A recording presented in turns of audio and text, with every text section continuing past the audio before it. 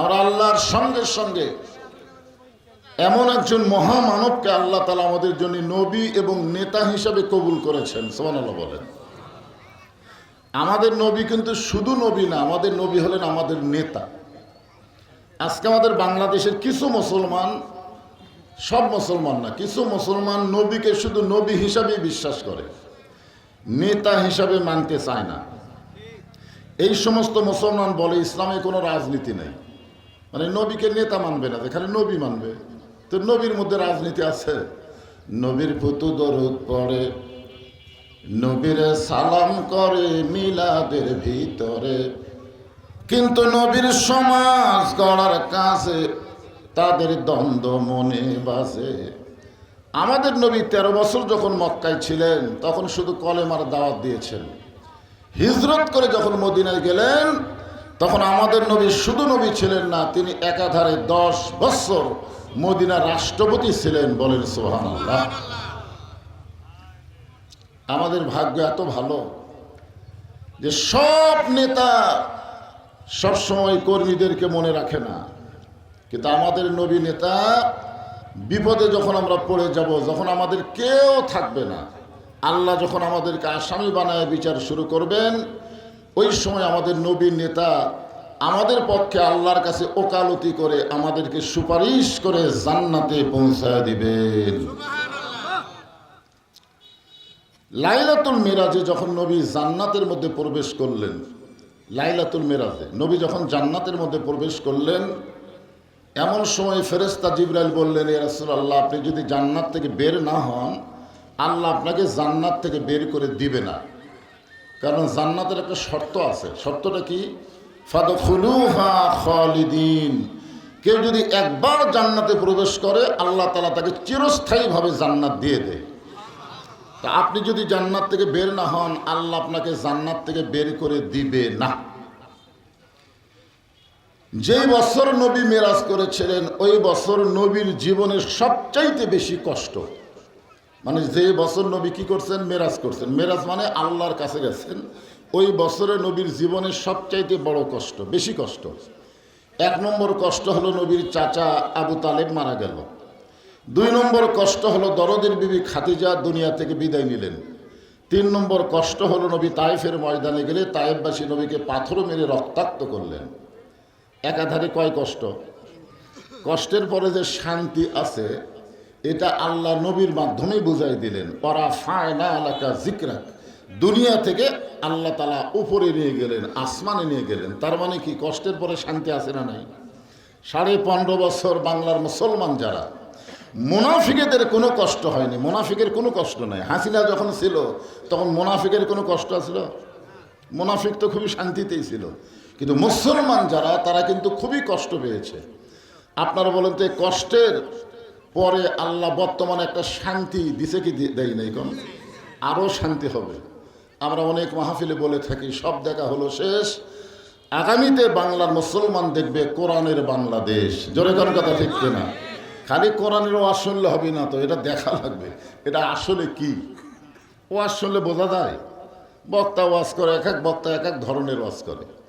আমার আগে এক বক্তা ওয়াজ করলো, আমি এক ওয়াজ করলাম, আমার পরে যখন আরও বক্তা আসবে দেখবেন সব বক্তার কথা হয়তো মিল নাও পড়তে পারে, কিন্তু প্রত্যেক বক্তা যদি কোরআন থেকে কথা বলে কোনো বক্তার কথা অমিল হবে না, সব কথা একই হবে। জোরে কোন কথা ঠিক কিনা? একই হবে। কিন্তু কোরআনের বাহিরে যখন যাবে আবল তাবল বলবে তখন দেখবেন মিল পড়বে না। তো যখন কোরআন দিয়ে বাংলাদেশ চলবে, যিনি তিনি আর বক্তব্য দিবার পারবে না। আল্লাহর কোরআন নবীর হাদিস সম্পর্কে যারা পুরোপুরি একটা জ্ঞান থাকে তারাই কিন্তু সমাজে এরকম সুন্দর সুন্দর কথা বলে মানুষকে একত্র করবে, বিচ্ছিন্ন করবে না।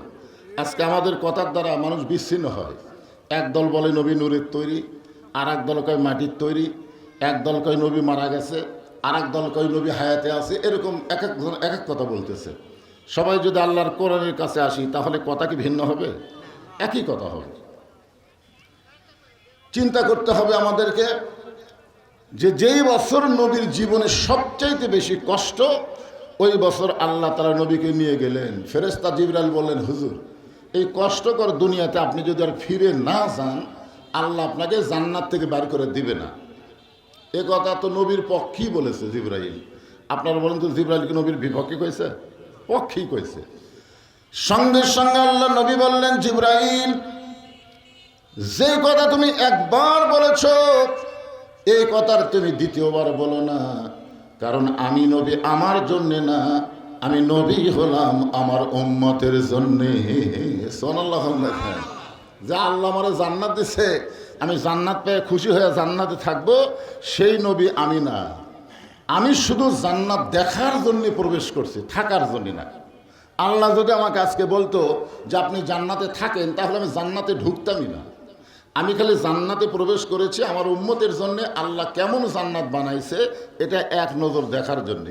আমি সেই দিন জান্নাতে ঢুকবো যেদিন আল্লাহ আমার সমস্ত উম্মতকে জান্নাত দিয়ে দিবে। এখন চিন্তা করেন, যেই নবী নেতা জান্নাতের মধ্যে গিয়েও আমাদের কথা ভোলে না, আর এখন কিছু নেতা আসবে ভোট পেয়ে সংসদে গেলেই আর ভোটারের কথা মনে থাকবে না। জোরে কোন কথা ঠিক কিনা? এরকম কিছু নেতা বার হবে কি হবে না? এদেরকে বলা হয় বসন্তের কোকিল। এই জন্য যেমন তেমন মানুষকে নেতা না বানায়া লাকাদ কানা লাকুম ফি রাসূলিল্লাহি উসওয়াতুন হাসানা, আমরা সেই নবীকে নেতা এবং নবী হিসাবে বিশ্বাস করে নবীর প্রতি আমরা দরুদ পড়ছি। সকলে বলি সাল্লাল্লাহু আলাইহি ওয়াসাল্লাম। এখন যে কোরআন থেকে আপনাদের সামনে কিছু সময় আলোচনা করা হবে, এই কোরআনের মধ্যে কোনো সন্দেহ আছে নাকি? কারো কি মনে হচ্ছে যে কোরআনের সন্দেহ আছে? আপনারা বলেন তো, এই কোরআনের মধ্যে কোনো ভুল, এই কোরআনের মধ্যে কোনো ধোঁকা? কোরআনের প্রথমে আল্লাহ বললেন, যালিকাল কিতাবু লা রাইবা ফি হুদাল লিল মুত্তাকিন। এখানে আল্লাহ যদি বলতেন যালিকাল কিতাবু লা রাইবা ফি হুদাল লিন নাস, হুদাল লিল মুত্তাকিন না বলে হুদাল লিন নাস যদি আল্লাহ বলতো, তাহলে আমরা মনে করতাম কোরআন থেকে পাইকারি হারে সবাই হেদায়েত পাবে, সবাই কোরআন থেকে হেদায়েত পাবে। কিন্তু আল্লাহ তাআলা হুদাল লিন নাস না বলে হুদাল লিল মুত্তাকিন বলে বুঝাই দিলেন যে কোরআন থেকে সবাই হেদায়েত পাবে না, একমাত্র মুত্তাকি বান্দা বান্দি যারা আল্লাহর কোরআন থেকে হেদায়েত পাবে তারা। ধরে কোন সুবহানাল্লাহ। এখন বলেন তো, আবু জেহেলকে কোরআন শোনেনি? আপনাদের কি মনে হয়? নবী যখন কোরআন তেলাওয়াত করত, আবু জেহেল চোরের মতন চুপি চুপি সারা রাত ধরে কোরআন তেলাওয়াত শুনত। মানে কি দেখছেন, আবু জেহেল কিন্তু কোরআন শোনার দিক দিয়ে এক নম্বর। আপনারা তো বসে শুনতেছেন দিনের বেলা, আবু জেহেলকে সামনে বসে শুনছে? সামনে দাঁড়াও শোনেনি, পিছনে তাও আবার অন্ধকারে, আলোক না, আলোর মধ্যে শোনেনি, অন্ধকারে কোরআন শুনছে। সকালবেলায় এসে এরকম মিটিংয়ের মধ্যে আবু জেহেল বলতেছে যে এত সুন্দর কোরআনের বাণী রাতটা কোন দিক দিয়ে গেল আমি বুঝবারই পারিনি। সুবহানাল্লাহ কবেন না? আপনারা বলেন তো, আবু জেহেল কি কোরআনের বিরুদ্ধে কইছে? কোরআনের পক্ষেই বলেছে যে এত সুন্দর কোরআনের বাণী রাতটা কোন দিক দিয়ে গেল আমি বুঝবারই পারিনি। তা আবু সুফিয়ান বলতেছে, নেতা, যেই কোরআন শুনতে রাত কোন দিক দিয়ে যায় বোঝা যায় না, সেই কোরআন ধরলে অসুবিধা কি? শুনলেই যদি এত মজা হয়, তাহলে এটা ধরার দরকার আছে না নাই? দরকার আছে না নাই? একটা হলো শোনা, একটা হলো গ্রহণ করা। এই জন্যে আল্লাহ বলেছেন সামিনা ওয়া তাআনা, খালি শুনলে হবে না, এটাকে ধরা লাগবে। আবু জেহেল বলতেছে এই কোরআনকে যদি আমরা ধরি তাহলে আমাদের ভুয়া নেতৃত্ব আর চলবি না। আসলে বর্তমানে বাংলাদেশে যারা ভুয়া নেতৃত্ব দিবার চায় তারাই কিন্তু আল্লাহর কোরআনকে ধরবার চায় না। ধরে কোন কথা ঠিক কিনা? এরকম আবু জেহেলের লোক আমাদের বাংলাদেশে আছে না নাই? ওরাই বলবে হুজুর রাজনীতি দান করেন না। আরে পাগল, আমি তো পাইসা হুজুর, যিনি সবচাইতে বড় হুজুর আমাদের নবী, তিনি একাধারে 10 বছর রাজনীতি করেছে। ধরে কোন কথা ঠিক কিনা? কারণ কলেমার দাওয়াত দিয়ে নবী মক্কাত কি পাইছে এটা তো নবী জানি। 13 বছর কলেমার দাওয়াত দিয়ে মাত্র 320 জন সাহাবী হয়েছে। 13 বছরে হয়েছে 320 জন, তার মধ্যে 17 জনকে কাফেরেরা একের পিটাই মারিছে। 320 জনের মধ্যে 17 জন পিটাই মারছে। নবী যখন হিজরত করে মদিনাতে আসলেন, 8ম হিজরি, ধরে কোন হিজরি? তাহলে হিজরতের মাত্র 8 বছর পরে নবী 10,000 সাহাবী নিয়ে মক্কা জয় করলেন। 10,000 সাহাবী নিয়ে মক্কা জয় করলেন। 13 বছর হলো 320 জন, আর 8 বছরে 10,000 নিয়ে গেছে মক্কায়। চিন্তা করে দেখেন তো, হিজরতের আগের ইসলাম আর হিজরতের পরের ইসলাম দুইটাকে এক না। হিজরতের আগের ইসলাম হলো পিটন খাওয়া, আর হিজরতের পরের ইসলাম হলো পিটন শুধু খাওয়া না, প্রয়োজনে পিটন দেওয়া। জোরে খান কথা ঠিক কিনা? তো বর্তমানে আমাদের বাংলাদেশে ওই মক্কার পিটন খাওয়ার ইসলাম আর আমরা চাই না, আমরা মদিনার পিটন দেওয়ার ইসলাম চাই। জোরে খান কথা ঠিক কিনা? কতগুলো বক্তা এসে ওই সব মক্কার ওয়াজ করে। শোনেন, মক্কার ওয়াজ হলো পিটন খাওয়া। খাবেন পিটন? ভালোই তো পিটন দিতে আসি না, আর কত খাবেন? সমস্ত খারাপ মানুষ বাহিরে আর ভালো মানুষগুলো জেলখানায়। এই তো আমরা দেখলাম, আমাদের দেখা শেষ। এখন আমরা মদিনার ইসলামকে বাংলাদেশের ইসলামে আনতে চাই। ধরে কোন ঠিক কিনা ভাই? হ্যাঁ, খুব খেয়াল করে। এখন ব্যাপারটা হলো, চিন্তা করে দেখেন যে মাত্র 8 বছরে 10,000 সাহাবী নিয়ে নবী মক্কা বিজয় করলেন। আল্লাহ কোরআনে বললেন, ইয়া আইয়ুহান নাবিয়্যু হারজিল মুমিনিনা আলাল কিতাল। ওগো নবী, শুধু জামাতবদ্ধ হয়ে নামাজ পড়লে হবে না, শুধু রোজা করলে হবে না, হজ করলে হবে না। যারা আপনার পিছনে জামাতবদ্ধ হয়ে নামাজ পড়ে তাদেরকে জামাতে ইসলাম বানায়া বাতিলের বিরুদ্ধে তাদেরকে স্ট্যান্ডিং আর্মি হিসাবে গড়ে তোলেন। ধরে কারণ সুবহানাল্লাহ। বাতিলের বিরুদ্ধে স্ট্যান্ডিং আর্মি। বোঝেন, স্ট্যান্ডিং আর্মি মানে সবসময় খাড়া হয়ে থাকে, যে কোনো সময় তারা যুদ্ধে নেমে পড়বে। এইরকম বানানোর হুকুম দিয়েছেন স্বয়ং আল্লাহ। কারণ আপনি যদি শুধু দোয়া নিয়ে, নামাজ নিয়ে, রোজা নিয়ে, হজ নিয়ে থাকেন, তাহলে যে কোনো সময় মক্কার কাফেরেরা মদিনাকে আক্রমণ করতে পারে, আর মদিনা আপনি দোয়া দিয়ে রক্ষা করতে পারবেন না। ওই কাফের বেঈমানদের বিরুদ্ধে অস্ত্র ধরা লাগবে। এই হুকুম কার? আরো জোরে বলেন না কেন? ভারত যে হারে বাংলাদেশকে হুমকি দিচ্ছে যে আমরা 3 দিকে ভারত, একদিকে সাগর, আমরা ইচ্ছা করলে 10 মিনিটে বাংলাদেশকে দখল করতে পারি। আমরাও বাংলার মুসলমান বলবো, আয় আয় ফেরাউনের দল, আয় আমরা মুসার দল। তোরা বলতেছিস সাগর, আমরা বলবো 12 লাইন রাস্তা। ধরে কোন কথা ঠিক কিনা? আপনার বলেন তো, মুসা নবীর জন্য কি সাগর ছিল? সাগরকে যদি আল্লাহ রাস্তা বানাও দেওয়ার পরে, আমরা সেই মুসা নবীর দল হয়ে, আমাদের শ্রেষ্ঠ নবীর উম্মত হয়ে আমরা বলতে পারি আমাদের সে আল্লাহ আছে না নাই? জোরে কেন আছে না নাই?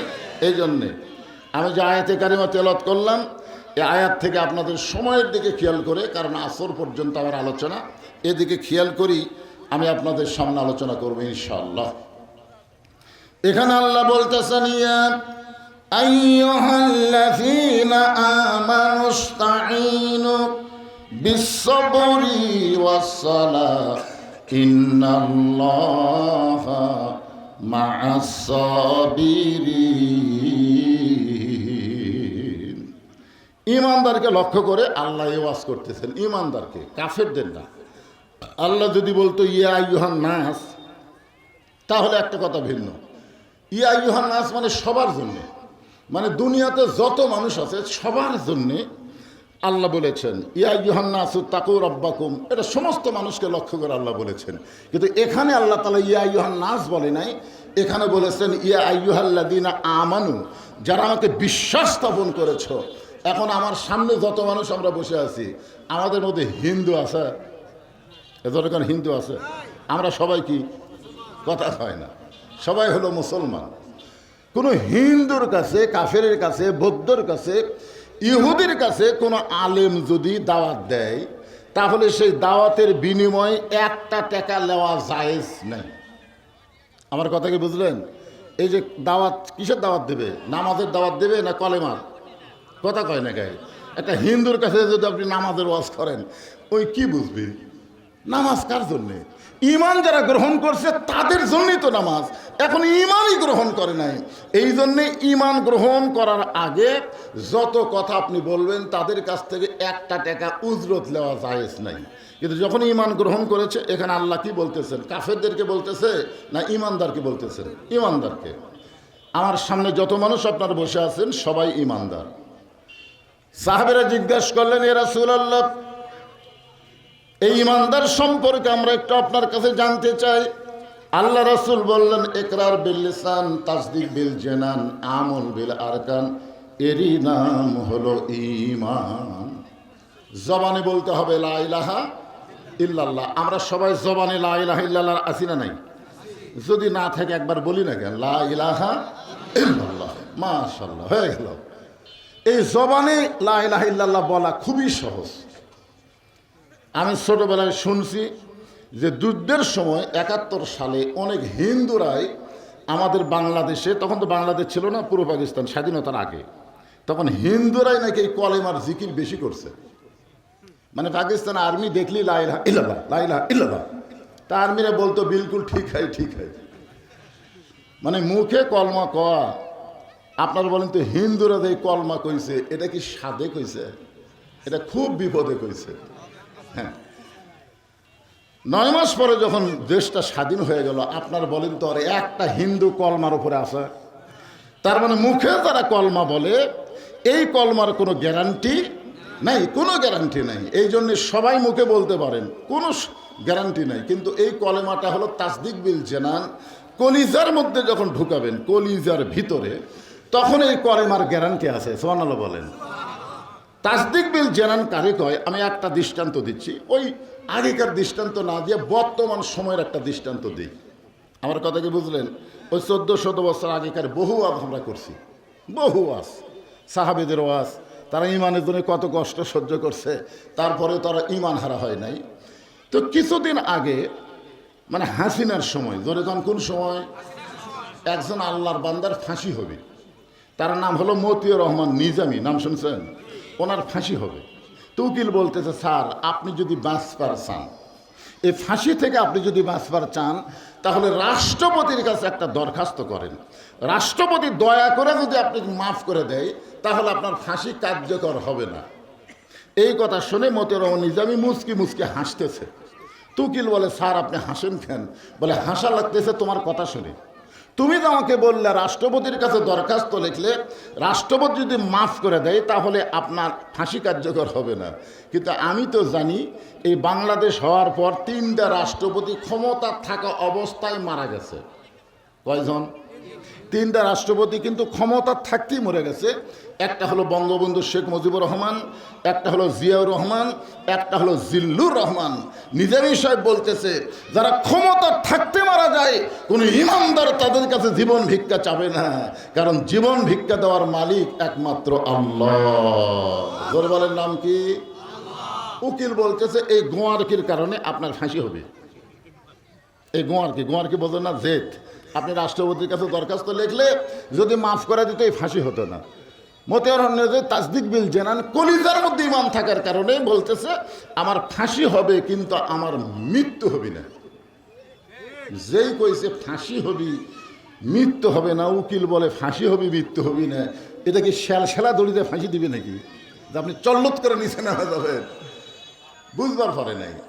নিজামী সাহেব বললেন, আল্লাহ কোরআনে বলেছেন, ওয়ালা তাকুলু লিমান ইউকতালু ফি সাবিলিল্লাহি আমওয়াতুন বাল আহইয়াউ ওয়ালাকিন লা তাশউরুন। আল্লাহ রাস্তায় অন্যায়ভাবে যাদেরকে হত্যা করা হয়, যাদেরকে ফাঁসি দেওয়া হয়, আল্লাহ বলেছেন তোমরা তাদেরকে মৃত্যু বলো না, আমি আল্লাহ বলতেছি তারা অমর, তারা জীবিত। ধরে করে সুবহানাল্লাহ। তাসদিক বিল জানানের পরে 3 নম্বর কথা হলো আমল বিল আরকান। আমরা আমলের মাধ্যমে প্রকাশ করতে হবে আমি যে ইমানদার। আপনারা বলেন তো, ইমানদারের জন্যে, ইমানকে রক্ষা করতে গেলে যে আমলটা 1 নম্বর, তার নাম কি? মানে ইমানকে আমার ভিতরে রক্ষা করতে গেলে যে আমলের মাধ্যমে ইমান রক্ষা পায়, সে আমলের নাম কি? সে আমলের নাম হলো নামাজ। জোরে বলেন, নাম কি? আরো জোরে বলেন। যার নামাজ নাই, যার নামাজ নাই তার কি নাই? লা সালাতা লা ঈমানা, যার নামাজ। এখন আপনারা কারা কারা জোহরের নামাজ না পড়ে ওয়াজ শুনতেছেন? যারা যারা জোহরের নামাজ না পড়ে ওয়াজ শুনতেছেন, এই হাদিস অনুযায়ী আপনাদের ঈমান নেই। এখন চিন্তা করে দেখেন তো, এটা কি আমার কথা? এটা রাসূলের কথা। লা সালাতা লা দীনা, যার নামাজ নাই তার কোনো ধর্মই নেই। যার নামাজ নাই তার কোনো ধর্মই নাই। এরপরে রাসূল বললেন, বাইনাল আবদি ওয়াল কুফুরি তরকুস সালাত, বান্দা আর কাফেরের মধ্যে পৃথক করার জিনিসটার নাম হলো নামাজ। যারা নামাজ পড়বে তারা আল্লাহর বান্দা, আর যারা নামাজ পড়বে না তারা হলো কাফের। এরপর আল্লাহ রাসূল বললেন, মান তারাকা সালাত মুতাম্মিদান ফাকাত কাফারা, ইচ্ছা করে এক ওয়াক্ত নামাজ যারা বাদ দিবে তারা অবশ্যই আল্লাহর সঙ্গে কুফরি করলো। তাহলে ঈমানকে রক্ষা করতে গেলে এক নম্বর যে আমল লাগবে সেই আমলের নাম কি? এখন বলেন তো, বক্তার ওয়াজ দিয়া বাংলাদেশের নামাজি হবে? 42 বছর হলো ওয়াজ করতেছি। যেই গ্রামে যেই রাত্রে ওয়াজ হয় ওই গ্রামে ফজরের মুসল্লি কমা যায়। এক মুয়াজ্জিন সাহেব ওয়াজ শুনে বেড়াইছে, বুঝলেন? রাত 1টা পর্যন্ত ওয়াজ হচ্ছে, মুয়াজ্জিন সাহেব ওয়াজ শুনে বাড়িতে গেছে, ঘুমাইছে, ফজরে শুনেছে, চেতন পায়নি। তো যারা ওয়াজ শোনেনি এরা চেতন পাচ্ছে, এরা চেতন পায় মসজিদে এসে থেকে তালা দেওয়া। মানে অন্য গ্রামে আজান হচ্ছে, তো সেই আজানে ওরা চেতন পাচ্ছে। তো চেতন পাচ্ছে মসজিদে তালা কেন রে? মুয়াজ্জিনের খবর কি? মুয়াজ্জিনকে অসুস্থ হলো নাকি? ওরা 4-5 জন মুসল্লি মুয়াজ্জিনের বাড়িতে রাখতে, মুয়াজ্জিন সাহেব লাভ দৌড়ছে, কি খবর? আজান দেননি, তালা খোলেননি, ওয়াজ শুনবার গেছিলেন। দেখছেন, ওয়াজ শোনার ফজিলত হলো মুয়াজ্জিনই চেতন পায় না। তার মানে বোঝা গেল, এই বাংলাদেশে যত বছর আপনি নামাজের ওয়াজ করেন, নামাজি বাড়বে না। নামাজি বাড়াতে গেলে আল্লাহর কোরআনের আইন লাগবে। জোরে কোন কথা ঠিক কি না? ওয়াজ দেয়া হবে না ভাই রে। ওয়াজ দেয়া 13 বছরে 320 জন। নবীর ওয়াজ দেয়া, আমার এলা পানসা ওয়াজ। নবীর ওয়াজ দেয়া 13 বছরে 320 জন। এই জন্য আল্লাহ কোরআনে বললেন, আল্লাযীনা ইম্মাক্কান্নাহুম ফিল আরদ আকামুস সালাত। মুসলমানের মধ্যে কাউকে যখন ক্ষমতার চেয়ার দেওয়া হবে, তার 1 নম্বর দায়িত্বই হলো নামাজ কায়েম করা। জোরে কোন কি কায়েম করা? বক্তার ওয়াজ দিয়ে নামাজ কায়েম হবে না, সংসদের মাধ্যমে নামাজ কায়েমের বিল পাস করা লাগবে। জোরে কোন ঠিক কি না? নামাজ না পড়লে পাছার কাপড় খুলে 5টা করে বাড়ি, প্রতি ওয়াক্তে 5 বাড়ি। ওয়াজু সারা নামাজ ধরবি। সরকার কথা নাকি? কি ভাবতেছেন ওয়াজ দিয়ে কাম হবে? একটু মনোযোগ দিয়ে শুনবেন। আল্লাহ বললেন, আমাকে যারা বিশ্বাস স্থাপন করেছ, আস্তাইনু বিস-সাবরি ওয়াস-সালাত ইন্নাল্লাহা মা'আস সাবিরিন। আমি আল্লাহর কাছে যদি তোমরা কিছু পাবার চাও, আমরা সকলে আল্লাহর কাছে চাই কি চাই না? আল্লাহ বলতেছেন, আমি আল্লাহর কাছে যদি তোমরা কিছু পাবার চাও তাহলে ধৈর্য আর নামাজের মাধ্যমে চাও। আচ্ছা আপনারা বলেন তো, এখানে আল্লাহ ধৈর্যের কথা আগে বলে তারপরে নামাজের কথা কেন বললেন? বিস-সাবরি ওয়াস-সালাত। আপনারা বুকে হাত দিয়ে বলেন তো, দুনিয়ার যত কাজ আছে প্রত্যেকটা কাজে আমাদের কিন্তু ধৈর্য আছে। এই যে যারা ধান কাটায় আবার আলু লাগাচ্ছে, ওইকে আলু লাগানোর সাথে সাথে পাবি? ওকে যদি বলা হয় খামাখা এইবার তো আলুর দামই নাই রে, এইবার তো দাম নাই, আবার আলু লাগাস কেন? তখন বলতে হয় এবার পাইনি, সামনে পামো। তো সামনে কবে পাবি? তোর আলু হবে কি হবে না? বলে 2.5 মাস পর দেখিস। 2.5 মাস পর দেখিস। তাহলে 2.5 মাস আর ধৈর্য আছে না নাই? জোরে করা আছে না নাই? আপনি যে কোনো কাজে যান দেখবেন ধৈর্য আছে, কিন্তু একটা কাজে ধৈর্য কম, সেই কাজ হলো নামাজ। দেখবেন নামাজের মধ্যে গেলেই মানুষ কেমন যেন অধৈর্য হয়ে যায়। 5 মিনিট আগে মসজিদে গেছে, আজান দেওয়ার নামাজ শুরু হওয়ার 5 মিনিট আগে গেছে। কয় মিনিট আগে গেছে? তো আজান তো দিছে 15 মিনিট আগে। তা আপনি 5 মিনিট আগে যায় 5 বার ঘড়ি দেখলেন, কয়বার? কিছুক্ষণ পরে আর ঘড়ি দেখে দেখে ওরা হোশ মিটে গেছে। পাশের টাক বলতে ভাই আর কয় মিনিট আছে? তো কয় এখনো 3 মিনিট। ভাই আজ ঘড়ি লড়তিছে না রে, আজ ঘড়ি লড়তিছে। যে লোকটা মসজিদে 5 মিনিটের মধ্যে 5 বার ঘড়ি দেখলো, ওই লোকটাই চাষটালে বাজারে যায় 1-1 ঘন্টা আড্ডা গলি মারতেছে, একবার ঘড়ি দেখতেছে না। ধরে কার কথা ঠিক না? এই জন্য আল্লাহ বলেন, কদ আফলাহা মান তাযাক্কা ওয়া যাকারা ইসমা রাব্বিহি ফাসাল্লাহ। তুমি সাইকেল চালাইতে চালাইতে সাইকেলের গতি যখন উঠে গেছে, তখন তুমি কিন্তু মাঝে মধ্যে পেডেল বন্ধ করে দাও না ভাই? এরকম পেডেল মারতে মারতে মারতে মারতে একসময় পেডেল বন্ধ করছে। আপনারা বলেন তো, পেডেল বন্ধ করলে কি সাইকেল বন্ধ হয়? তো সাইকেল চলে কি দিয়ে? পেডেল দিয়েই তো চলে। কিন্তু একসময় পেডেল বন্ধ করলেও সাইকেল কেন বন্ধ হয় না? কারণ আগে যে আপনি পেডেল মারছেন, ওই পেডেল মারার একটা গতি থাকার কারণে বন্ধ করলেও অনেক দূর সো সো সো সো করে চলে যায়। তো আপনি দুনিয়ার কাজ কামের পেডেল মারতে মারতে মসজিদে যে আল্লাহু আকবার যাই কি এখানে আল্লাহ কি বলতেছেন কদ আফলাহা মান তাযাক্কা ওয়া যাকারা ইসমা রাব্বিহি ফাসাল্লা। আগেই মুসল্লি হয় না, আগেই মুসল্লি হয় না, আগেই মসজিদের মধ্যে ঢুকেই নিয়ত করো না। কারণ মিন শারিল ওয়াসওয়াসিল খান্নাস, তোমার ভিতরে একটা শয়তান আছে না নাই? এজরে করে আছে না নাই? আপনি যখনই নামাজের নিয়ত করলেন, নিয়ত বান্দার পরেই শয়তান বলতেছে তুই যে তাড়াতাড়ি দোকানের তালা দিয়ে এলি চাবি। এটা কিন্তু আগে বলেনি, এটা কিন্তু নিয়ত বান্দার পরে বলতেছে। তখন চিন্তা করতেছে কে রে তাড়াতাড়ি তালা দিয়ে আসলাম চাবি। আচ্ছা আচ্ছা, আপনার বলেন তো নামাজ বাদ দিয়ে তখন চাবি খুঁজতেছে, আর নামাজ আছে? হাদিস আছে বিস্তারিত, হুজুরি কলব ব্যতীত করছেন কালেও নামাজ তোর হবে না। তবে কেন গাও জোয়ারি, মানুষকে দেখাও নামাজ পড়ি, ও তোমার সিদ্ধ বীজে সুফসল ফলে না। আজও কেন আল্লাহর নামাজ ধরতে পারলা না? আল্লাহ কয় নামাজের জোরে ফায়েসাকাত যাবে দূরে, পাক কোরআনে রয়েছে ঘোষণা। এখন আকাম কুকাম নামাজ রোজা একসাথে বান্দিয়া বোঝা, জাহান্নামে দিয়া সরওয়ানা। আজও কেন আল্লাহর নামাজ ধরতে পারলা না? নামাজ যদি কেউ ধরে, নামাজ পড়ে না, নামাজ যদি কেউ ধরে, আল্লাহ বলেছেন ইন্নাস সালাতা তানহানিল ফাহশাই ওয়াল মুনকার।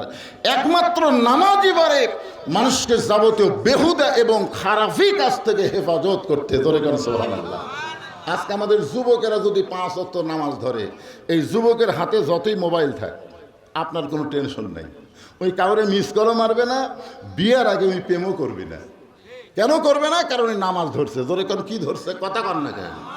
সবাই যখন ঘুমায় গেছে ওর মন কখনোই বলবে না যে সবাই ঘুমায় গেছে জানলা দরজা বন্ধ করে এখন অশ্লীল ভিডিও দেখ। এটা ওদের মন কখনো বলবে না, কারণ ওদের ইমান বলবে সবাই ঘুমায় গেলে কি হবে, জানলা দরজা বন্ধ করলেও কেউ না দেখলেও আমার আল্লাহ দেখতেছে। জোরে কার কথা ঠিক না ভাইজান? এই জন্য নামাজ পড়লে হবে না। নামাজটা ধরবার গেলে ধৈর্যের দরকার আছে না নাই? যার কারণে আল্লাহ বললেন বিসসবরি ওয়াসসালাহ ইন্নাল্লাহা মা'আস সাবিরিন। আচ্ছা, এই সোনার চাঁদেরকে বসার জায়গা হচ্ছে না? শোনেন শোনেন, বসার মধ্যে যে কি মজা, এটা মুরগির নিচে যারা ডিম বসায়, মুরগির নিচে ডিম বসান বোঝেন মেয়ে মানুষের, কিন্তু মুরগির নিচে কি বসায়? ডিম বসায় না। তো 11টা ডিম বসাছে, 9টার বাচ্চা হচ্ছে, 2টার বাচ্চা হয়নি। বাচ্চা হতে কয়টা? বসাছে কয়টা? 11টা বসাছে, কিন্তু 2টার হয়নি। চিন্তা করতেছে কে রে এই 2 ডিমের দোষ কি?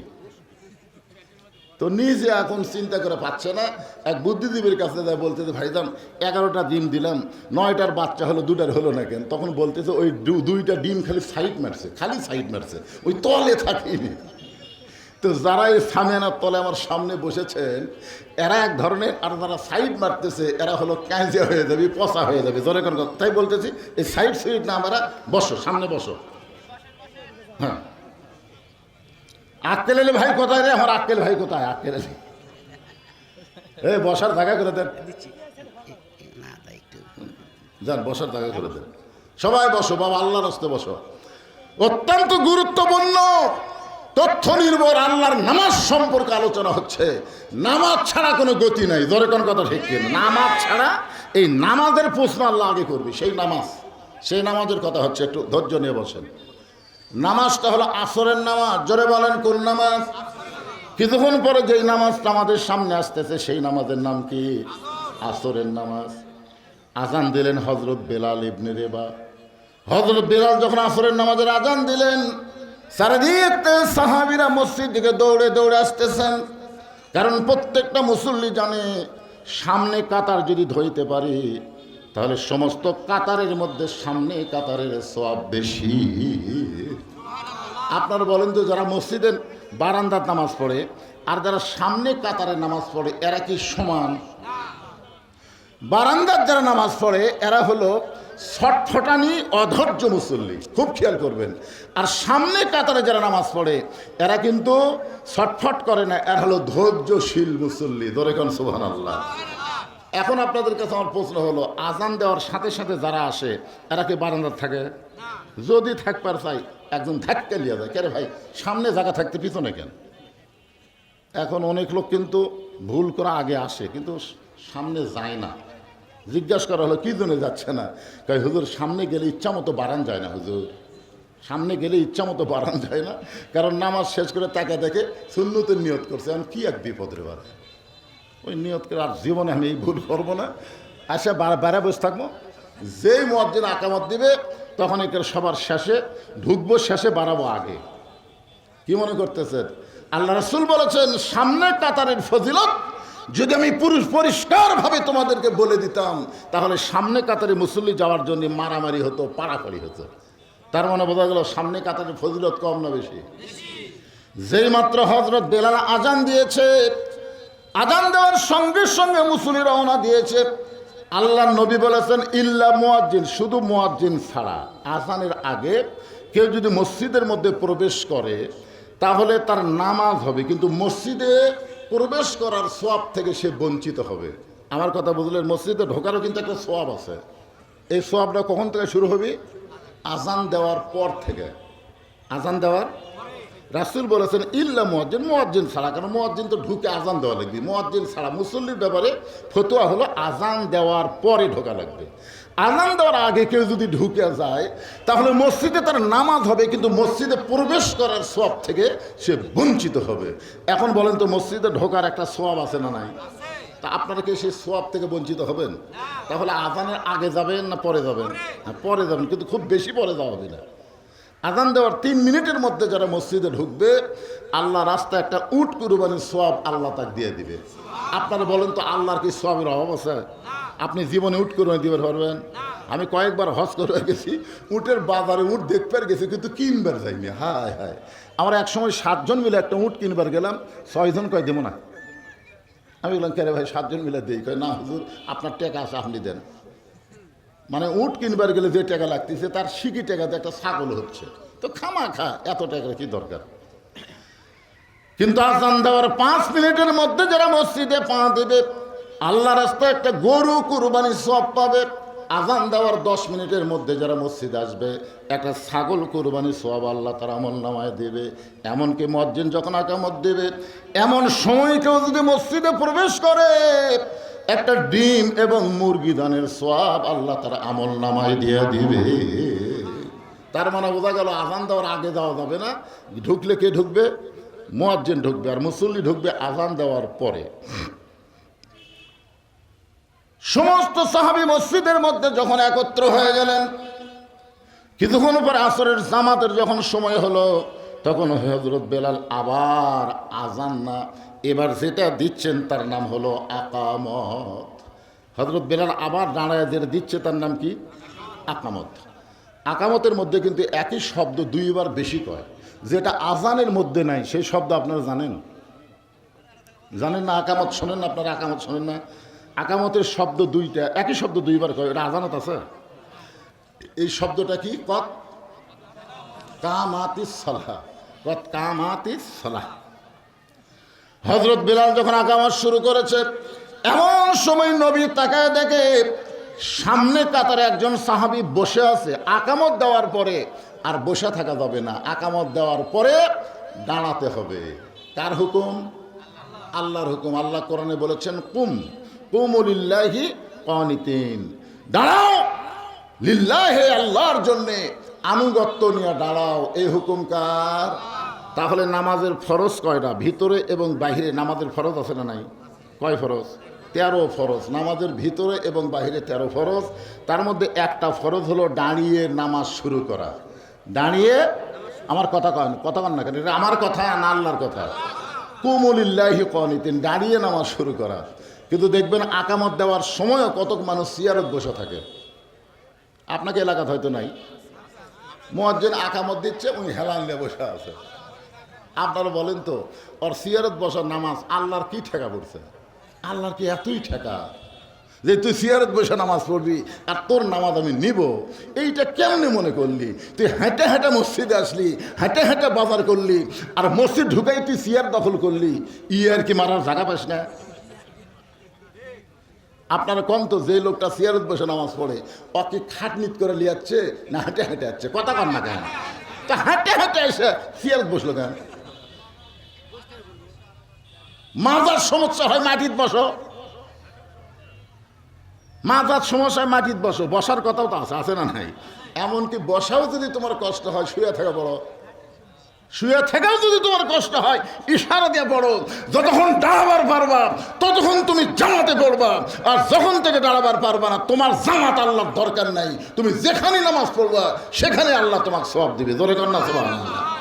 লা ইকাল্লিফুল্লাহু নাফসান ইল্লা উসআহা।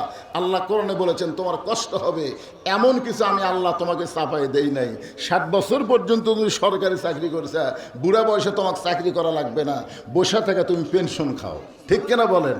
যৌবন বয়স থেকে যারা আল্লাহর নামাজ ধরেছে, বুড়া বয়সে যদি জামাতে নামাজ পড়ো নাও পারে, তুমি যেখানেই নামাজ পড়ো আল্লাহ তোমাকে পেনশনের সওয়াব দিয়ে দিবে। ওই সাহাবী যখন বসে আছে, আমাদের নবী কিন্তু আগেই কেবলামুখী হয়নি, বুঝলেন? আগেই কেবলামুখী হয়নি।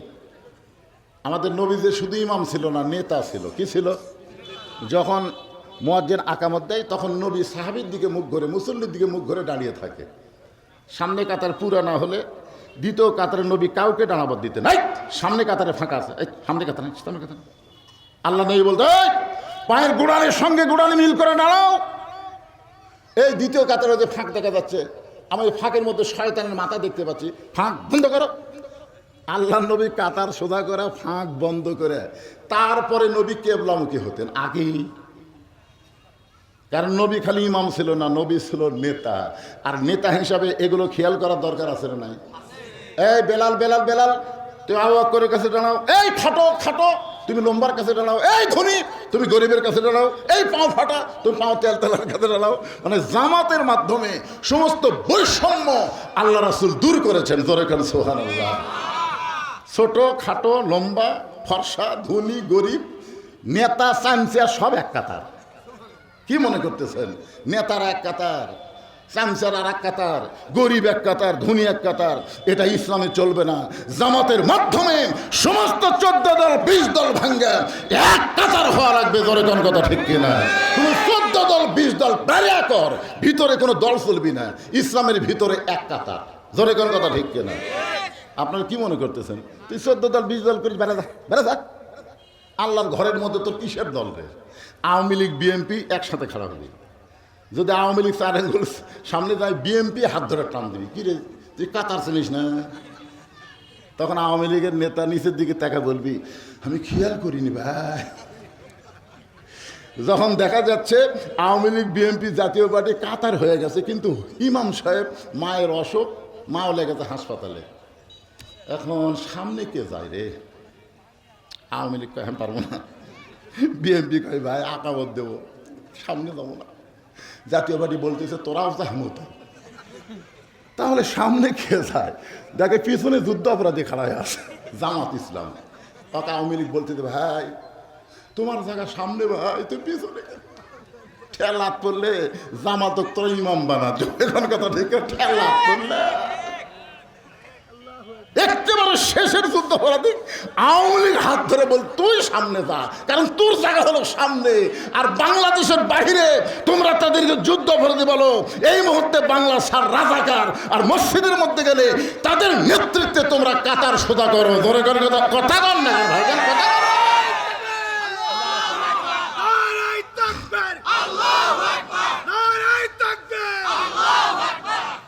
কাতার সোজা। কি কোনো দল চলবে? আল্লাহ রাসূল ছিল ইমাম, কালোর কাছে ফর্সা, ফর্সার কাছে কালো, ধনীর কাছে গরিব, গরিবের কাছে ধনী, নেতার কাছে চামচা, চামচার কাছে নেতা। কেউ কুনার ঘুতে মেরে ফেলবি না। ডিসির কাছে এসপি, ডিসির কাছে এসপি, এসপির কাছে চৌকিদার, চৌকিদার এসপির কাছে। এসপি কি কুনার ঘুতে বলবে এই চৌকিদার তুই আমার কাছে গেলে ঘর পারবে? কারণ ঘর কার? আইন চলবে কার? একটু মনোযোগ দিয়ে শোনেন। আল্লাহ রাসূল তাকায় তাকে সামনে কাতারে একজন বসায় আছে, এমন সময় নবী বললেন কুমু লিল্লাহি কানিতিন, রে আমার সাহাবী আল্লাহর আনুগত্যের জন্য দাঁড়াও। বেলাল আকামত দেয়, এরপরেও তুমি বসে আছো কেন? সাহাবী ছোট বাচ্চার মতন কান্দার বলে, রাসূলুল্লাহ আমার ঈমান দাঁড়াইছে, কিন্তু আমার দেহ এত দুর্বল অবস্থায় আছে। আজকে 3 দিন হলে না খাওয়ার কারণে আমার দেহটা এত দুর্বল, আমি দাঁড়াবার চাই কিন্তু মাথা ঘুরমি খেয়ে আমি বসে পড়ি। রাসূলুল্লাহ আমার ঈমান দাঁড়াইছে, কিন্তু দেহ দুর্বলের কারণে আমি দাঁড়াবার পারতেছি না। এই কথা যখন এই দুর্বল সাহাবী যে বসে আছে বলেছে, সঙ্গে সঙ্গে নবী বললেন ওসমান, ওসমান। নবীর অনেকগুলো সাহাবী ছিল, কিন্তু কোনো সাহাবীকে নবী ডাক দিলেন না, ডাক দিলেন ওসমানকে। কারণ আল্লাহর নবী যখন মদিনার রাষ্ট্রপতি ছিলেন, ওই সময় ওসমান ছিল অর্থমন্ত্রী। ধরে কোন সুবহানাল্লাহ। কারণ সব মন্ত্রীকে তো সবসময় ডাকা যায় না। আল্লাহ রাসূল যখন মদিনার রাষ্ট্রপতি ছিলেন, ওই সময় ধর্মমন্ত্রী হলেন আবু বকর। এই মন্ত্রীগুলোর নাম খেয়াল করুন। ধর্মমন্ত্রীর নাম কি? আইনমন্ত্রী হলেন হযরত উমর, আইনমন্ত্রী হলেন হযরত উমর, অর্থমন্ত্রী হলেন ওসমান গনি, আর শিক্ষামন্ত্রী হলেন হযরত আলী। এখন আপনারা বলেন, এখানে আপাতত আমি 4টা মন্ত্রীর নাম করলাম। কয় মন্ত্রী? এই 4টা মন্ত্রী দফতর অনুযায়ী ঠিক আছে? নবী কি নিজে মন্ত্রী বানাচ্ছে? তাই মা ইয়ান্তিকু আনিল হাওয়া ইন হুয়া ইল্লা ওয়াহয়ুন ইউহা। নবী নফসের তাড়নায় কিছুই করেন না, নবী যা কিছু করেন কে করায়? ধর্মমন্ত্রী হলেন আবু বকর, আইনমন্ত্রী হলেন হযরত ওমর, অর্থমন্ত্রী ওসমান গনি। এই কারণে আল্লাহ ডাক দিলেন ওসমান। সঙ্গে সঙ্গে ওসমান বলে লব্বাইকা রাসূলুল্লাহ। রাসূল বলেন ওসমান, তোমার আল্লাহ তোমাকে এত সম্পদ দান করেছে, কিন্তু দেখো তোমার ভাই আজকে 3 দিন হলে না খাওয়ার কারণে, আজকে 3 দিন হলে না খাওয়ার কারণে এত দুর্বল হয়ে বসে আছে। বেলাল আকামত দেয়, এরপরও তোমার ভাই দাঁড়াবার পারতেছে না। তার ঈমান দাঁড়াইছে, কিন্তু শরীর দুর্বল হওয়ার কারণে সে দাঁড়াবার পারতেছে না। আল্লাহ তোমাকে এত সম্পদ দান করেছে, সেই সম্পদ থেকে তোমার গরিব ভাইকে কিছু দেওয়ার দরকার আছে না নাই? আপনারা বলেন তো, সম্পদের মালিককে? রাসূল কি কোনো সময় বলেছে ওসমান তুমি এত সম্পদের মালিক হয়ে গেছো? এ কথা কিন্তু বলে নাই। আল্লাহ রাসূল বলতেছে আল্লাহ তোমাকে এত সম্পদ দান করেছে। কত সম্পদ? একদিন নবী ওসমানকে ডাক দিয়ে বলেন, ওসমান আল্লাহ তোমাকে কত সম্পদ দিছে, তার কি হিসাব আছে? ওসমান গনি বলতেছে, হুজুর হিসাব যদি না থাকে তাহলে জাকাত কেমনে দিব? সুবহানাল্লাহ বলেন না কেন? কারণ যত বড়ই সম্পদশালী আপনি হন, আপনার হিসাবের দরকার আছে না নাই? অনেক লোক বলে আমার কত সম্পদ আছে আমি জানি না ভাই, খালি মরে দেখ চাপাত বাড়ি খাবো রে। জানিস না মানে? 2.5 টাকা গরিবক দেওয়াই লাগবে, না দিলে তোর ঠিকানা জাহান্নাম। সম্পদের মালিক তুমি না, সম্পদের মালিক হচ্ছে আল্লাহ। আর তোমার 2.5 টাকা গরিবের হক। আর কয় আমি হিসাব জানি না। তো জাকাত কিভাবে দেন? হাত আন্দাজে দেই। হাত আন্দাজে জাকাত আদায় হবে? নামাজ যেরকম ফরজ, সম্পদশালীর জন্য জাকাতও আল্লাহর বিধান ফরজ। তা আল্লাহ রাসূল বলে, ওসমান আল্লাহ তোমাকে কত সম্পদ দিছে, তার কি হিসাব আছে? ওসমান গনি বলে, হিসাব যদি না থাকে তাহলে জাকাত কেমনে দিব? আল্লাহ রাসূল বলে, ওসমান একটা হিসাব তুমি আমার কাছে দাও তো। ওসমান গনি বললেন, ইয়া রাসূলুল্লাহ আল্লাহ আমাকে যত সম্পদ দিয়েছে, এই সম্পদ রাখার জন্য যে গুদাম আছে, এই গুদামে তালা দিয়া চাবি টানতে একটা উট হিমশিম খা। আপনার সুবহানাল্লাহ বললেন না? বুঝবার পারেন নাই? ওসমান বলতেছে আল্লাহ আমাকে যত সম্পদ দিছে, এই সম্পদ গুদামে রাইখা গুদামে তালার চাবি টানতে একটা উট হিমশিম খায়। তাহলে এখন চিন্তা করেন, চাবি টানতে যদি উট হিমশিম খায়, তাহলে তালা কত, গুদাম কত? তো আল্লাহ রাসূল বলে, সুবহানাল্লাহ আল্লাহ তোমাকে এত সম্পদ দিছে, এই সম্পদগুলো যদি আল্লাহ ফেরত চায়, এই জায়গাতেই তো আমাদের সমস্যা। আমাকে সম্পদ দিছে কে? কথা কয় না, দিছে কে? যদি ফেরত চায় দেব না, দেব না। দান বাক্স মুখের সামনেতে ঘুরতেছে মসজিদে। আপনারা বলেন তো পৃথিবীর শ্রেষ্ঠ জায়গার নাম কি? কথা কয় না ভাই।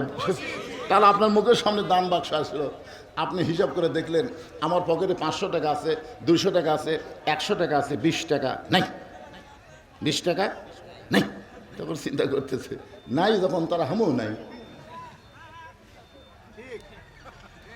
এমন জোরে ঠেলা মারছে, শো করে দুইজন পার হয়ে গেছে। ওই দুইজন বলতেছে আল্লাহ তো গ্রহণ করুক রে, তোর হাতত জোর আছে।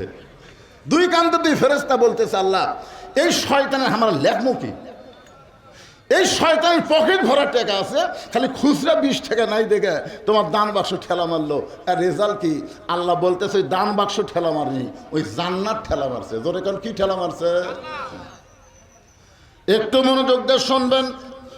রাসূল ওসমান, আল্লাহ তোমাকে এত সম্পদ দিয়েছে, এই সম্পদগুলো যদি আল্লাহ ফেরত চায় তখন তুমি কি করবা? শোনা মাত্র ওসমান গনি মারছে দৌড়। এটা শোনা মাত্র ওসমান গনি দৌড় মারছে। আইনমন্ত্রী বলতেছে ইয়া রাসূলুল্লাহ, ওসমান গনি যে হারে দৌড় মারলো আমার তো সন্দেহ হয়। আল্লাহ রাসূল বলে ওমর আজগুবি কোনো কথা বলো না, আইনমন্ত্রী হয়েছে বলে ইচ্ছা মতো কথা বলা যাবে না, তদন্ত করে কথা বলা লাগবে। ধরে কোন কথা ঠিক কিনা? কারণ ওসমান গনি যে দৌড় মারছে এটা কেউ বুঝবার না পারলেও রাসূল বুঝেছে। কারণ আল্লাহ নবীকে আল্লাহ এমন একটা চোখ দিয়েছেন, ইয়ানজুরুবি নূরিল্লাহ। আমাদের নবী খালি 2 চোখ দিয়ে দেখে নাকি? আপনাকে কি ধারণা নবী খালি 2 চোখ দিয়ে দেখে? ইয়ানজুরুবি নূরিল্লাহ। কিছুক্ষণ পরে দেখে সমস্ত সাহাবেরা দেখতে পায় ওসমান গনি ওই উটটা, যেই উটটা চাবি বহন করে, ওই উটটা রশি টেনে টেনে নবীর কাছে নিয়ে আইছে। নবীর কাছে এনে বলতেছি ইয়া রাসূলুল্লাহ, গুদামের সমস্ত মাল, গুদাম সহ, তালা সহ এবং চাবি সহ, এই চাবি বহনকারী উটটাও পর্যন্ত আমি আল্লাহ দিয়ে দিলাম। সমস্ত সাহাবীরা কয় কি রে, সবই আল্লাহ দিলে? ওসমান গনি বলতেছি ইয়া রাসূলুল্লাহ, আল্লাহর মাল আল্লাহ যদি চায় তো এটা আমার থোয়ার তো জায়েজ নাই, আমি সব আল্লাহ দিয়ে দিলাম। আল্লাহ নবী বলে ওসমান সবই যখন আল্লাহ দিলা তোমার জন্য কি রাখলা? ওসমান গনি বলতেছে একজন ইমানদারের জন্য আল্লাহ রাসূল ছাড়া আর কোনো কিছুর দরকার।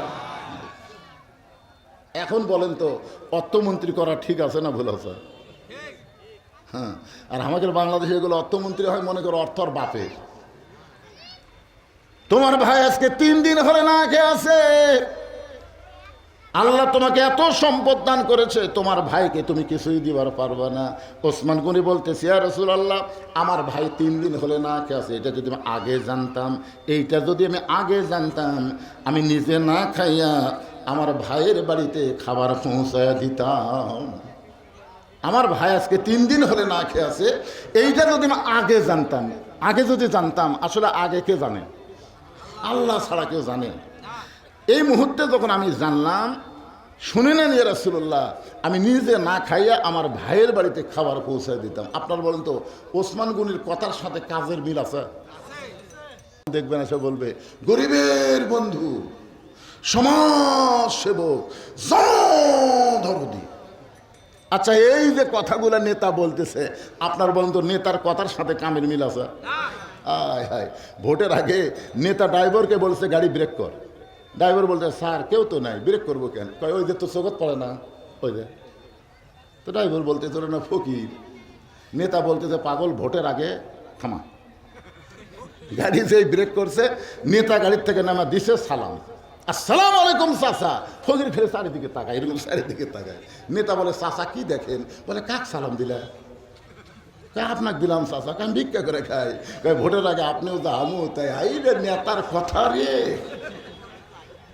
এই নেতা ভোট পেয়ে যখন এমপি হবি, তখন গরিবেরা যদি নেতার কাছে যাবার চাই, শামসের অত্যাচারে, শামসের ধরে কোন কি শামসের অত্যাচারে একটা ভোটারও নেতার কাছে যাবার পারবি না, এতই শামসে হবি ভাই। আপনাকে এলাকার মনে ভালো নেতা আছে, যাই হোক আমি আমার কথা এলাকার কথা বলছি। শামসে ধরে কোন কি শামসে। এখন আপনারা বলেন ওসমান গনির কথার সাথে কামের মিল আছে না নাই? যেটা আল্লাহ জানে, রাসূলও জানে। আল্লাহ বলেছেন লিমা তাকুলু মা লা তাফআলুন। ওসমান গনির কথা আল্লাহর নবী 100 ভাগ বিশ্বাস করেছেন। সুবহানাল্লাহ কোন? বিশ্বাস করার পরে বলতেছেন রে সাহাবী, আজকের আসরের নামাজ শেষ হয়ে গেলে আজকে তুমি বসে বসে নামাজ পড়ো, আজকের আসরের নামাজ শেষ হয়ে গেলে তুমি ওসমানের কাছে যাবে, ওসমান এমন দেওয়া দিবে তোমার আর কোনো দিন না খেয়ে থাকা লাগবে না। আজকের নামাজটা শেষ করে তুমি ওসমানের কাছে যাবে, ওসমান এমন দেওয়া দিবে আর কোনো দিন না খেয়ে থাকা। সঙ্গে সঙ্গে এই কথা শোনার পরে দুর্বল সাহাবী ছোট বাচ্চার মতন ফোঁপায় ফোঁপায় কান্না শুরু করেছে। আগে কান্নার কোনো শব্দ ছিল না, কিন্তু এবার কান্নার সাউন্ড শোনা যায়। আল্লাহ রাসূল বললেন, এ সাহাবী, নামাজ শেষ করে ওসমানের কাছে যাবে, এই কথা শুনে তুমি এমন করে কেন কাঁদতেছ? সাহাবী বলে, রাসূলুল্লাহ, ইয়াকা নাবুদু ওয়া ইয়াকা নাস্তাইন, আমি আল্লাহর ইবাদত করি, আল্লাহর কাছে আমি সাহায্য চাই। এখন পর্যন্ত আমার ইমান বলতেছে আল্লাহ আমাকে সাহায্য করবে। না খেয়ে আছি কয়দিন? 3 দিন না খাওয়ার পরে আমার ইমান বলতেছে আল্লাহ আমাকে সাহায্য করবে। যতক্ষণ আমার ইমান বলবে আল্লাহ আমাকে সাহায্য করবে, ততক্ষণ আমি ধৈর্য ধরে থাকবো। বিশ্ববরী ওয়াসসালাম, ততক্ষণ আমি ধৈর্য ধরে থাকবো। দরকার হলে আমি না খাইয়া খাইয়া মারা যাব, কিন্তু আমার ইমান যতক্ষণ থাকবে আমি আল্লাহ ছাড়া ওসমানের কাছে যাব না। আমার কথা কি বুঝতে পারছেন? সাহাবী কি বলতেছে? এখন পর্যন্ত আমার ইমান বলতেছে। কয়দিন হলে না খেয়ে আছে? 3 দিন হলে না খেয়ে থাকার পরেও আমার ইমান কিন্তু দুর্বল হয়নি। আমার শরীর দুর্বল হয়েছে, কিন্তু ইমান আমার দুর্বল হয়নি। আমার ইমান এখনো বলতেছে আল্লাহ আমাকে সাহায্য করবে। কে সাহায্য করবে? আল্লাহ সাহায্য করবে। যতক্ষণ পর্যন্ত আমার ইমান বলবে আল্লাহ সাহায্য করবে, ততক্ষণ পর্যন্ত আমি না খাইয়ে মরে যাব, কিন্তু আমার আল্লাহ ছাড়া আমি দুনিয়ার কোনো ওসমানের কাছে যাব না।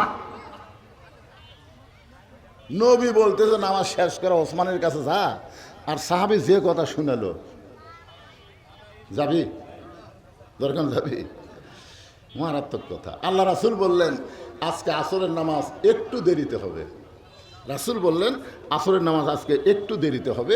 এই কথা বলে নবী মেহরাব থেকে ওই দুর্বল সাহাবীর দিকে রওনা দিচ্ছে। একটু আমার দিকে খেয়াল করে শোনেন। এই মেহরাব থেকে সাহাবীতে বসে আছে সামনে কাতারের ডান সাইডে। নবী যখন রওনা দিচ্ছে এমন সময় উমর ফারুক নবীর জুব্বা ধরছে।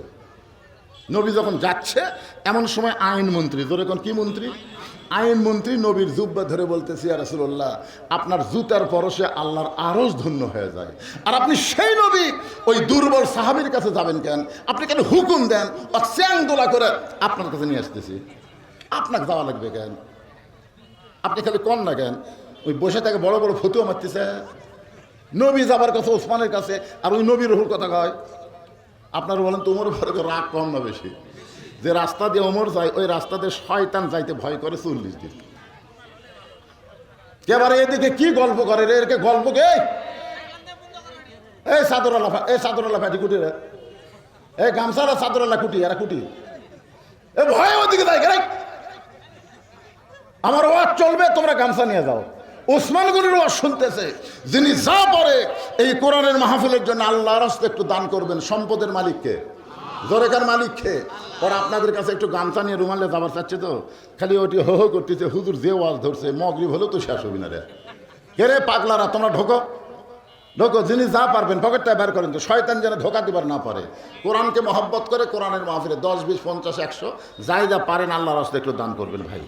শয়তান অনেক সময় বলবে দেশ না দেশ না, শয়তানের কথা শুনবেনই না, আপনি দিবেন। যখনই দিবেন শয়তান পরাজিত হবে, আফসোস করবে। এক তো বুঝান গেল না রে। কে রে বেয়া গেল, আর কথা শোনে না। কে রে সময় আছে নাকি? 4:45 বাচ্চা, 1 মিনিট পর আজান দিবি। আপনার খেতা জোগাড় করতে রাত পড়ে যাবি। হ্যাঁ, আমি ওয়াজ করতেছি, আমার ওয়াজ চলতেছে, আপনারা খেয়াল করে শুনতেছেন। কি শুনলেন? উমর ফারুক নবীর কি ধরছে? যাই মনে করেন টাইনে ধরেছে জুব্বা। এটা হয় জুব্বাতে একটু হাত দিছে। সাহাবীরা কি নবীর সঙ্গে বেয়াদবি করবে? জুব্বা ধরে বলতেছে, রাসূলুল্লাহ, আপনার জুতার পরশে আল্লাহর আরশ ধন্য হয়ে যায়। আপনি নবী দুর্বল সাহাবীর কাছে যাবেন কেন? হুজুর আপনি হুকুম দেন, ওরে চ্যাং দোলা করে আপনার সামনে হাজির করতেছি। সঙ্গে সঙ্গে আল্লাহ নবী বলেন, ওমর, ওমর, তুমি যাকে দুর্বল সাহাবী হিসেবে দেখতেছো, একটাবার চোখ বন্ধ করে দেখো। সুবহানাল্লাহ বলেন। কি বুঝলেন? আল্লাহ রাসূল বলেন, ওমর, তুমি যাকে দুর্বল সাহাবী হিসাবে দেখতেছো, একটাবার চোখ বন্ধ করে দেখো। নবী একদিন আসরের নামাজের পরে, সেটাও আসরের নামাজ, যখন সাহাবীর দিকে মুখ ঘুরে নামাজ আলোচনা করতেছে, এমন সময় দেখে পিছনে একজন সাহাবী দাঁড়িয়ে আছেন। আল্লাহ রাসূল বলেন, এজলেস এজলেস, বসো বসো। সাহাবীরা বলতেছে, ইয়া রাসূলুল্লাহ, আমি হলাম একজন রাখাল, আমি একজন রাখাল সাহাবী, আমি বেলালের আযান শোনার সঙ্গে সঙ্গে উট দুম্বা বাদ দিয়ে আপনার পিছনে নামাজ পড়ার জন্য দৌড় ধরি, কিন্তু হুজুর এত দূরে আমি থাকি, আস্তে আস্তে দিকে মসজিদের ভিতরে জায়গা নেই, বারান্দার জায়গা নেই, আমি সবার শেষে আপনার পিছনে আসরের নামাজ আদায় করে আপনি যখন আসরের পরে কিছু বয়ান করেন, আমি দূরে দাঁড়িয়ে দাঁড়িয়ে আপনার শুধু বয়ান শুনি না, আপনার পবিত্র চেহারা দেখলে আমার কলিজা একটু শান্তি পায়। হুজুর আপনি আমাকে বসতে বলতেছেন, আমি বসলে আপনাকে দেখতে পাই না, তো একটু দাঁড়ায় আপনাকে দেখি, এটা কি আপনি কষ্ট পাচ্ছেন? সঙ্গে সঙ্গে রাসূল বলেন, সাহাবীরা তোমরা মাঝখানে রাস্তা করে দাও। সাহাবীরা যখন মাঝখানে রাস্তা করে দিল, প্রত্যেকটা সাহাবী মনে করতেছে নবী ওই রাখাল সাহাবীকে বলবে তুমি আমার কাছে আসো, কিন্তু নবী রাখাল সাহাবীকে কিছুই না বলে বরং নিজেই যখন সাহাবীর কাছে রওনা দেয়, নিজেই যখন সাহাবীর কাছে রওনা দেয়, ওমর ফারুক বলে, রাসূলুল্লাহ আপনি কেন যাবেন, আপনি তাকে আসতে বলেন। রাসূল বলে, ওমর ওই রাখাল সাহাবীর কলিজার মহব্বতের এত পাওয়ার, তাকে আমার কাছে ডাকতে পারি না, বরং আমি তার কাছে যাওয়ার চাই। ইমাম মালিক রহমতুল্লাহ আলাইহি বলেন, পৃথিবীর যেখানেই কোনো নবীর উম্মত নবীর সুন্নত আদর্শ যদি পালন করে, নবীর প্রতি যদি বেশি বেশি দরুদ পড়ে, সে মদিনায় যাবার না পারলে কি হবে, মদিনার নবী একদিন তার মহব্বতের কারণে তার ভাঙ্গা বাড়িতে আল্লাহ হাজির করে দিবে। কি মনে করতেছেন, নবীর সুন্নত, নবীর আদর্শ, নবীর মহব্বত আমাদের দরকার আছে না নাই? যদি মহব্বত রাখতে পারেন, আপনি মদিনায় না গেলে কি হবে, আল্লাহ মদিনার নবীকে আপনার কাছে পৌঁছায় দিবে। আল্লাহ রাসূল বলে, ওমর যেই দুই চোখ দিয়ে তুমি দুর্বল সাহাবী দেখতেছো, একটু নজর করো। ইয়ানজুরু বিনুরিল্লাহ, হযরত ওমর চোখ বন্ধ করে ওই কোনায় বসে থাকা সাহাবীর দিকে যেই নজর করছে, নজর মানে কি দেখা, চোখ বন্ধ করে, চোখ বন্ধ করলে দেখবেন কি দেখা যায়। চোখ দিয়ে দেখতেছেন 3 তলা 4 তলা 5 তলা, হাই রে হাই, কয় তলা হবি ভাই, 10 তলার ভিত দিছি রে, তুই উপর দেখে পাচ্ছি না, রড বার করা আছে, ভালো করে দেখ রে পাগলা, রড বার করে থুছি, আরো 3 তলা কর্ম। এটা হচ্ছে চোখের দোষ। আর যখনই চোখ বন্ধ করবেন, তখন আর উপর দিকে আপনার নজর যাবে না, আপনার নজর খালি নিচের দিকে যাবে। কি কি রে ভাই, কান্দিস কে? যেই চোখ বন্ধ করছে, এই দুনিয়ার বাড়ি ঘর একদিন হইয়া যাবে পর, যাইতে হবে অন্ধকার কবর। এ দুনিয়ার বাড়ি ঘর একদিন হইয়া যাবে পর, যাইতে হবে অন্ধকার কবর। উমর ফারুক যেই মাত্র চোখ বন্ধ করে ওই দুর্বল সাহাবীর দিকে তাকাইছে, উমর ফারুক কাঁপতে কাঁপতে কাঁপতে কাঁপতে মসজিদ নববীর মধ্যে পড়ে গেছে। মানে দেখাটা এত কঠিন দেখা যে উমর ফারুক কাঁপতে কাঁপতে পড়েই গেছে।